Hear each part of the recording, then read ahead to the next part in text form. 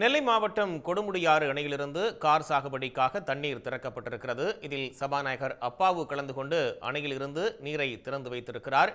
கூடுதல் தகவல்களை வழங்குவதற்காக இணைகிறார் செய்தியாளர் அறிவரசு. அறிவரசு, முதற்கட்டமா எவ்வளவு நீர் திறக்கப்பட்டிருக்கு? எத்தனை நாட்களுக்கு இந்த நீர் திறக்கப்படும்?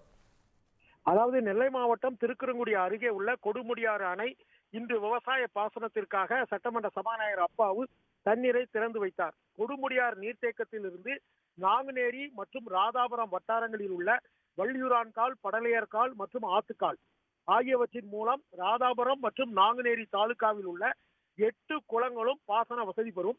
இதனால சுமார் 2548 ஏக்கர் விளைநிலங்களும் இந்த குளத்து பாசனத்தின் மூலம் பாசன வசதி பெற உள்ளது.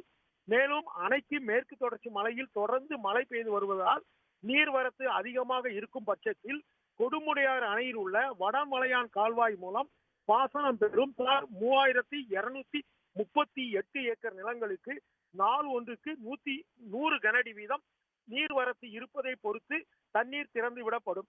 இந்த தண்ணீரானது இன்றிலிருந்து வருகிற அக்டோபர் மாதம் 28ஆம் தேதி வரை 120 நாட்களுக்கு இந்த அணையில் இருந்து தண்ணீர் திறந்துவிட திட்டமிடப்பட்டுள்ளது. மேலும் இந்த நிகழ்வில் நாங்குநேரி சட்டமன்ற உறுப்பினர் ரூபி மனோகரன் மற்றும் நெல்லை மாவட்ட ஆட்சியர் கார்த்திகேயன் உள்ளிட்ட அதிகாரிகள் கலந்து கொண்டனர். விவரங்களை வழங்கியமைக்காக நன்றி அறிவரசு. உடனுக்குடன் செய்திகளை தெரிந்து கொள்ள சன் நியூஸ் பெல் ஐகானை கிளிக் பண்ணுங்க.